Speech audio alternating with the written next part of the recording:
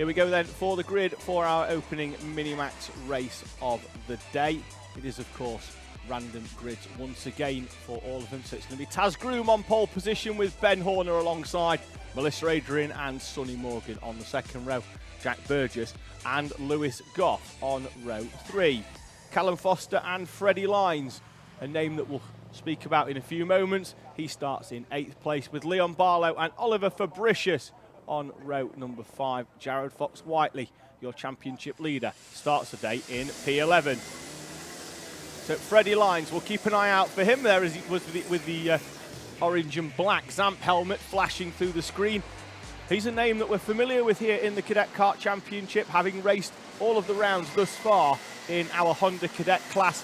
He moves up mid-season into Mini Rotax, so we'll keep an eye out on him. He looked like he'd taken to it like a duck to water in practice yesterday, so we'll keep an eye out on Freddie Lines and see how he goes in his transition to two-stroke power.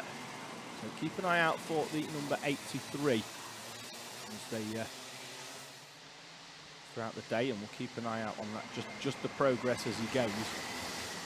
Now, when I say he went well, I'm not saying there for 1 minute that he's going to be taking heat victories by 10 seconds, but he certainly didn't look out of place yesterday in practice. This will be one of his first rolling starts though, as Hondas normally do that standing start. Through we come then for the first time, and the time begins to elapse at the top of the screen as our leaders make their way through. They're still too wide in the middle of the hook as Fox-Whiteley from the back row has made up 2 places there in the number 22 machine. So he's already got 2 places. We've got Ben Adrian leading the way. Good start from him then from the outside of the front row.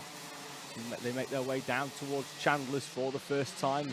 He's already opened up a gap of a few kart lengths into the Dell. Looks like Lewis Goff in 3rd place behind Taz Groom onto that back straight, and the Groom in the 36 kart, and Goff comes to the inside as they head down towards Raymond's. Hard on the brakes as they flick the kart sideways. Groom goes wide and will have to find some space to cut back in as they come over start finish for the first time. Adrian leads the way by 1.2 seconds with Horner in 3rd place. Groom in 4th.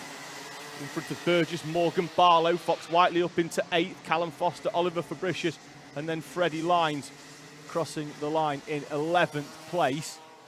Let's see now whether Lewis Goff can close in on Ben Adrian. The gap 1.2 seconds as they came over the line for the first time, but now with Goff up into 2nd place, Ben Horner behind, can those two either work together or do anything to close in on Ben Adrian as they sort themselves out into single file? Leon Barlow down the inside of the 28 of Sonny Morgan, and then there's contact between him and Morgan. Morgan's arm off the steering wheel, quite clearly not happy with that one as Barlow got down the inside into the Raymond's hairpin at the bottom end of the circuit.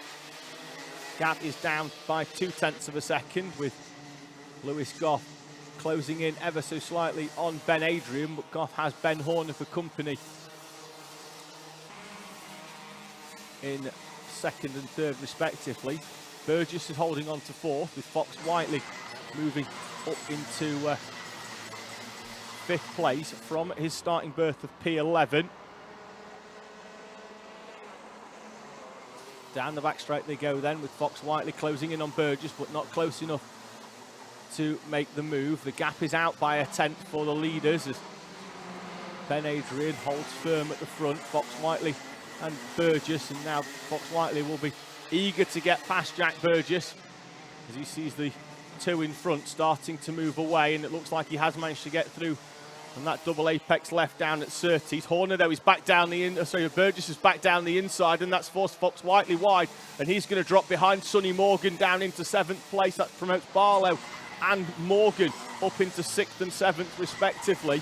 And this is what we spoke about when we spoke before the race meeting started here at Llandow. It's a track where if you go for a move and it doesn't quite work out, you can quite easily lose 2 or 3 places. As Fox-Whiteley is up onto the back of Burgess by the look of it, and they're going to have to find a way of separating themselves because that car, they're both at stationary. There is a marshal down there, and they're going to jump over and try and get them carts separated, but your championship leader is at the moment going to be at least half a lap down on everybody else. Got down the inside of Sonny Morgan into the Raymond's hairpin, but then ran right up the back of Jack Burgess, and the two karts just couldn't free themselves as they rolled to the side of the track. Marshall assistants should see them back on circuit and running. Your leading trio, though, now have opened up a big gap back to Leon Barlow of around about 2 seconds. Barlow, though, now has managed to get free of Morgan.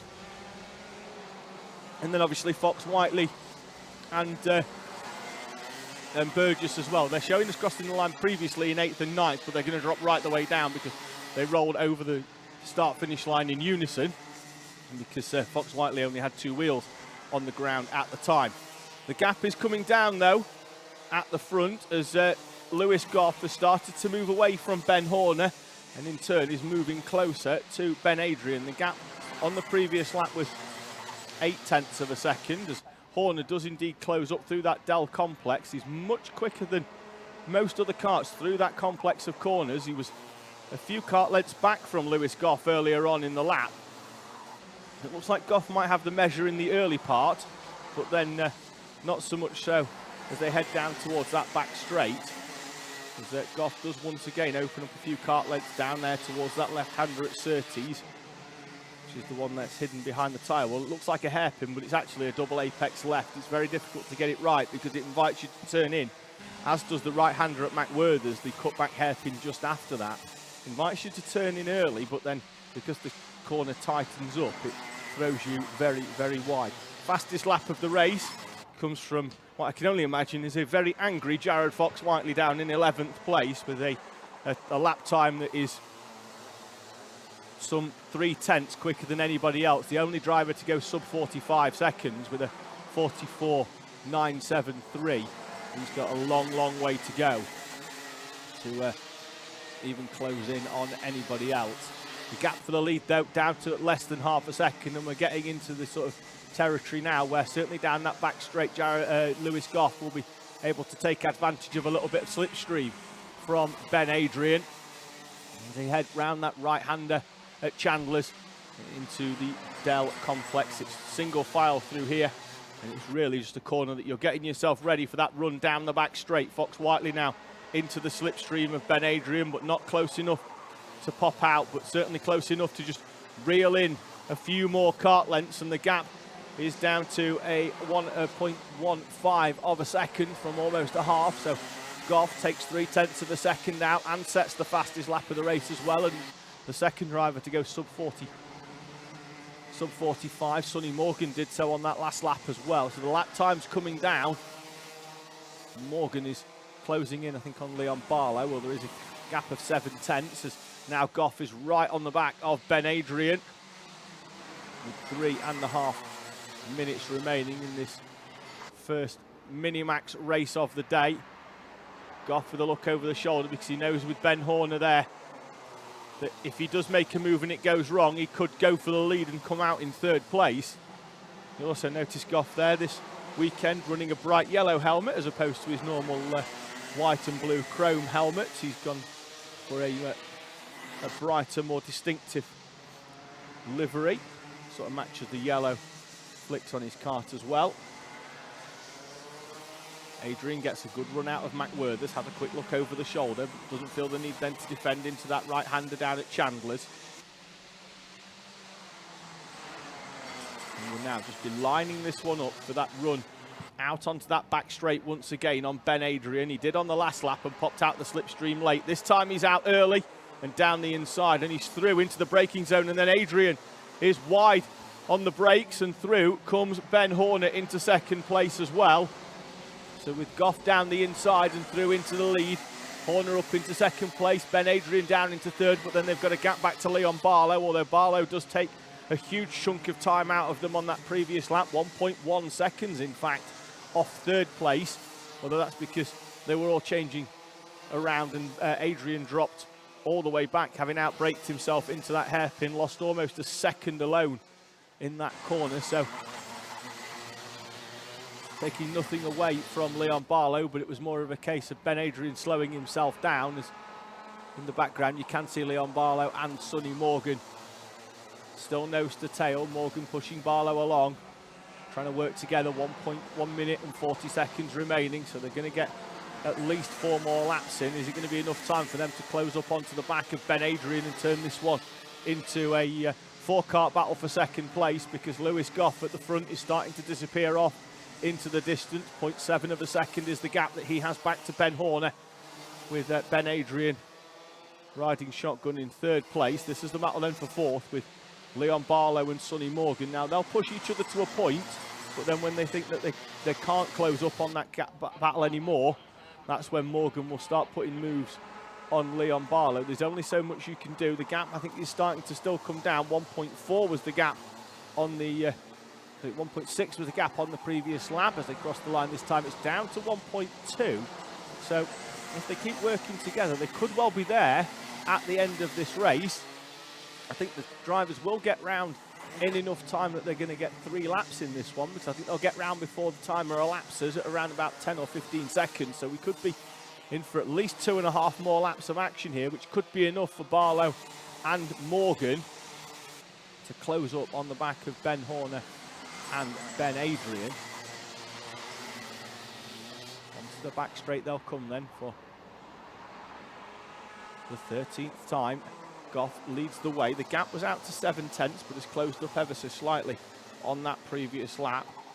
Goes out again though this time. The gap though back to Sonny Morgan and Leon Barlow was down to under a second, but Sonny Morgan has had enough of looking at the number 42 and moves through into 4th place at the hook. So that, in doing so, that is likely to drop a few tenths of a second, because when you're going for a move, you're going to take a slightly different line and compromise both your entry and your exit to get the overtake done.